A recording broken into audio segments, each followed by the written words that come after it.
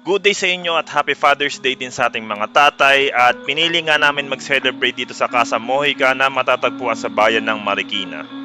Nag-book nga pala kami 2 days before dahil siguradong madaming family ang mag-celebrate ng Father's Day.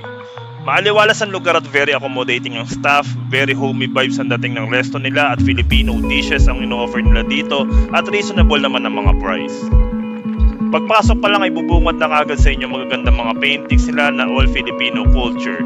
Madaming pagpipilian sa menu nila at talagang legit na masarap at ito ang mga na-order namin.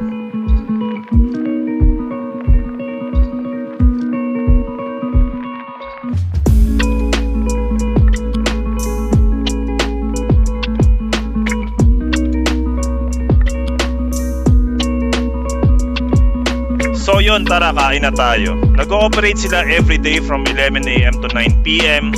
Talaga nga namang panalo kapag pagkain Filipino